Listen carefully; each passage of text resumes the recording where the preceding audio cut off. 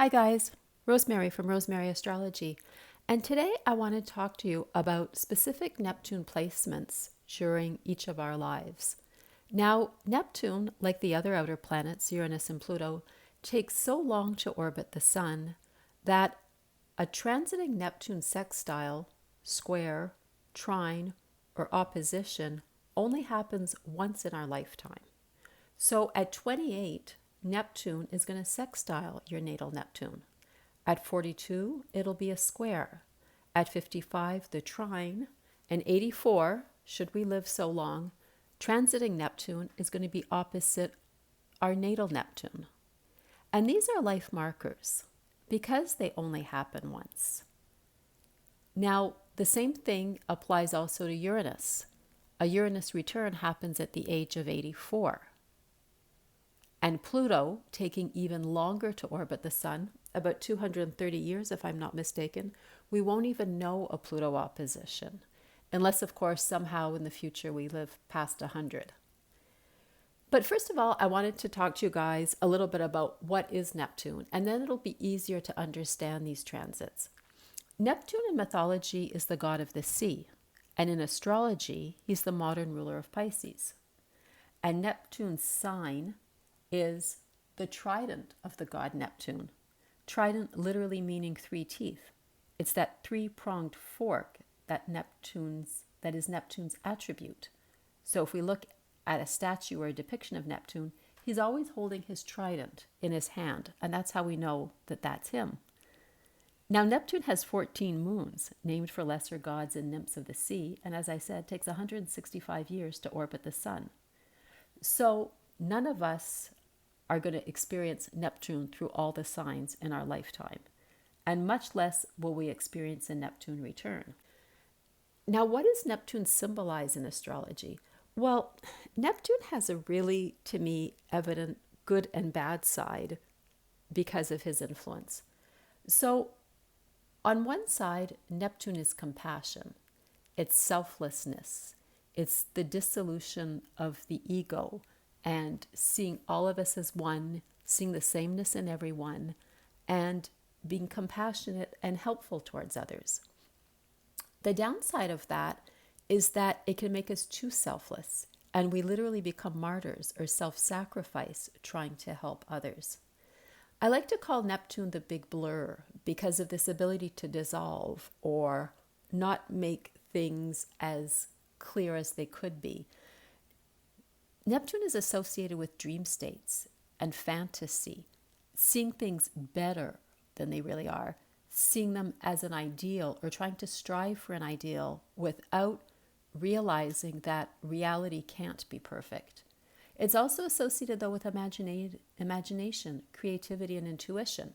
So that's really great if you're particularly creative, or you just have to get in touch more with your inner feelings, or you're looking for answers and you're really going to rely on your intuition, which we always should, by the way. Neptune, for example, rules motion pictures and other visual arts because they're a recreation of reality, and sometimes they're an idealized form of reality, or they're even images of things that are unreal if you think of special effects. And Neptune also rules water and other liquids, obviously, because Neptune is named after the god of the sea. But think of how unclear something underwater is. You look at it and it seems to be moving or distorted. Or think of when you drop something in the water, like if you're at the sea or in a lake, you go to pick it up and your hand literally winds up beside it because there's this rippling effect and it seems to move around. So the downside of Neptune is confusion, lack of clarity, and not seeing things clearly. Neptune is associated with irreality and altered reality and fleeing reality, and therefore it's associated with the use of substances and even substance abuse. It rules alcohol and all drugs, licit or illicit. So we have to be careful because sometimes Neptune can have us wearing rose-colored glasses. But as I said, on the positive side, it's this all-in-as-one energy, and it elevates our spirituality. And don't forget, though, again on the downside, Neptune also rules deceit because it clouds facts. Wherever Neptune is transiting in your chart, make sure you see things clearly. And I'm going to do another video on Neptune throughout the houses. Just before we talk about these aspects at these specific ages, don't forget that Neptune is presently in its own sign of Pisces. It's been there since 2011 and it'll be there until 2026. The interesting thing about outer planets is they're said to be generational. Because, for example, all children born between 2011 and 2026 will have this common Neptune placements. And in smaller cohorts, the aspects that go with it. So presently, Neptune is going to be squaring Mars in Gemini. It isn't exact right now, if I'm not mistaken, but it will be in the coming months. So all children born in the coming months will have that specific aspect in their chart. By the way, if you're interested in knowing more of this, the late Donna Cunningham wrote extensively about generational planets and the personalities or the collective personalities of whole generations born with planets, these outer planets in different signs.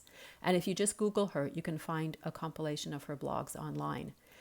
Donna Cunningham, interestingly enough, was a social worker, very Neptunian, before becoming an astrologer, and her writings are super interesting and blend her knowledge of both areas. Now, let's talk about the sextile, square, trine, and opposition at specific ages. Briefly, a sextile and a trine are two planets that are either 60 degrees for the sextile or 120 degrees for the trine. And that means there's harmony. A sextile requires a bit more effort on your part to reap the rewards. But a trine is a flow of such ease and balance, it can even be missed. People with trines in their natal chart have an innate ability to reap the rewards of wherever that placement is, but sometimes they don't even bother because it seems so easy, or they take it for granted. Now, a square is two planets at a 90-degree angle, and that's a squaring off. A square to me is the most difficult placement because it's either one or the other, and it can feel like one is blocking the other. There's a necessity to find a solution with a square and to make a choice. Finally, an opposition is a seesaw effect between two poles. But an opposition is great because it can be settled by finding a middle ground, as opposed to a square that you have to literally turn a corner and choose one or the other. But let's get into the specific ages and these specific Neptune placements. Transiting Neptune will sextile your natal Neptune. And I'm going to repeat this again just to be really clear. That means that Neptune, as it is in the sky, is going to be sextile where it was when you were born. And that is going to happen when you're 28 years old. Now, don't forget, this isn't super approximate, happens exactly on the day of your birthday. But during roughly your 28th year, the end of your 27th, going into your 28th, this is when you're going to have the Neptune sextile natal Neptune. And it happens at the same time as your first Saturn return. Neptune dissolves all the structure of Saturn. And whatever Saturn builds up as boundaries, because don't forget, Saturn is very much about rules and boundaries and limitations. Neptune dissolves all that because it wants to dissolve boundaries and wants us to be egoless and everything to flow into one. Like, think of the ocean, right? It's really hard to put an exact boundary or frontier or border, that's the word I was looking for, in the ocean. Although it's been done and it's still being done, it's pretty hard to say this water stops exactly here and this water begins exactly here. So at 28, it's a time to assess, with your Saturn return and your Neptune sextile, what life is about and how we want to live it, how we fit into the bigger picture of everything. Saturn is going to demand a material assessment. What do you have? What are you worth? What are you actually building around you? But Neptune will want a spiritual elevation. Where's my place spiritually in the world? Who I am and what will I contribute? Now, when you hit 42, transiting Neptune is going to square your natal Neptune. So this is the more difficult placement. And this is associated with the period of midlife crisis, not surprisingly. Neptune wants a life evaluation. And it's going to make you question if you set out and did what you thought you would do 14 years ago when you were 28. Have you lived up to your ideals? Because Neptune is all about ideals. Now, the trick in this process is to go slowly and with caution when making changes, because Neptune energy distorts and it fogs perception. Remember, Neptune is the big blur, and it doesn't lend itself to clear decisions. Neptune makes us selfless to the point that when we have this Neptune square, we're going to want to become so selfless and compassionate. We may think that before we were like way too egotistical and way too selfish, and we're going to do something impulsive. And really, with a Neptune transit, it's not the time to do something impulsive. Think of people who have midlife crisis and suddenly leave their spouse or leave their job or decide they're taking off for a year to go to a third world country and do charity work. And there's nothing wrong with that, and I'm not judging anybody's decision. But I'm just saying, with a Neptune transit, because there's this blur, because we might suddenly feel our ego dissolving and feel worthless and not know what our place in the world is exactly, or we're going to feel we have to be way more compassionate and we're going to start extreme self-sacrificing, and that isn't any better. There's always the caution to proceed slowly when evaluating and making these changes. Neptune doesn't lend itself to clear decisions.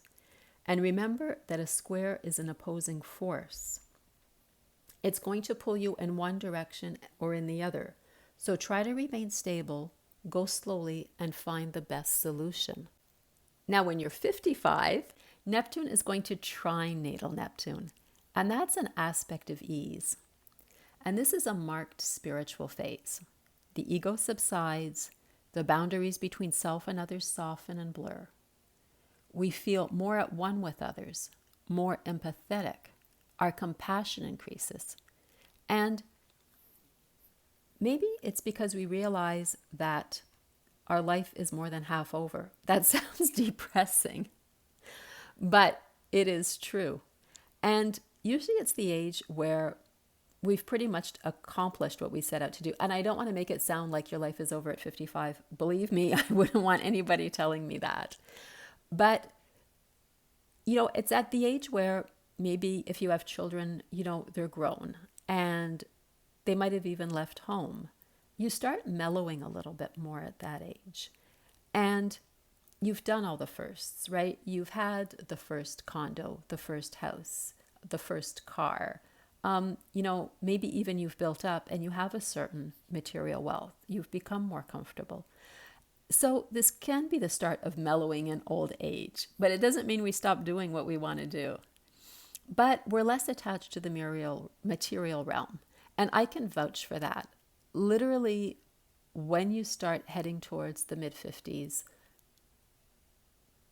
that desire to keep acquiring and having more stuff just seems to subside.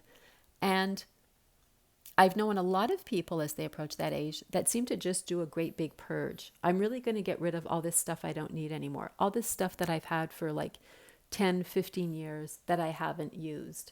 And it's even an age where some people begin downsizing. They just want to sell their house. They don't want all that material weight, as it seems, anymore. And they just want a smaller place, or they just seem to even want more freedom, Oh, I'll just buy a condo or rent an apartment now, and I can just travel and do other stuff. I don't have to worry about all that material responsibility that goes with having a property or having a lot of things to take care of. In fact, as I said, it's around that age that you can see a lot of people begin sorting through things and giving things away. It is, in fact, the age of empty nesters. And like most empty nesters, as I said, there is a tendency sometimes to move into a smaller home or even move away into something smaller and, out of the city or out of the suburbs into something quieter and a smaller town perhaps, or something more, out in the country or peaceful, where you don't have the go, go, go of every day. Now, finally, let's talk Neptune opposition when we're 84 years old.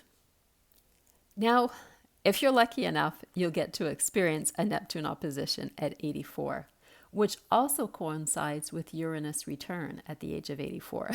So if you thought 55 you were going downhill and 84 was going to be boring, it's going to be anything but. On one hand, Neptunian confusion can reign during this phase, especially if we try to hang on to the past. Now, don't forget, an opposition is, that seesaw effect, and it's about trying to find middle ground. Probably by then, most of us will have given up our home, whatever that looked like. It can be a house, it can be an apartment. Maybe you've moved into assisted living by then, or something just much smaller and much easier to manage.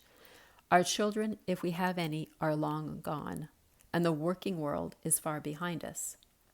Sometimes, sadly, our partner has passed.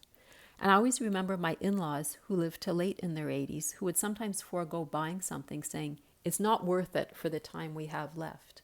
So while that sounds like sometimes perhaps a sad reasoning, or really a practical down-to-earth reasoning, some of you might think, it's also that non-materialism of Neptune at play there again. But on the other hand, and as I always said, there's a clear good and bad of Neptune's influence, or a wonderful spiritual and also confusing, stressful to Neptune's influence. And on the good side, the Neptune opposition at 84 can bring an intense spiritual understanding for those who are willing to let go of the old. The possibility of enlightenment, a sense of unity of all existence, a dissolution of differences, and the commonality between us and everyone else, or the relation of same between all lives.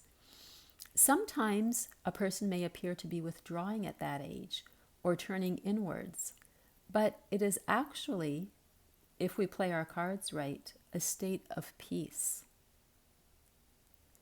So I don't know if any of you are going through or have just gone through or are about to go through one of these aspects, but leave your comments below. I'd be really, really interested in hearing if any of this resonates with you, if you're near, in, or have been close to the age of 28, 42, 55, and 84.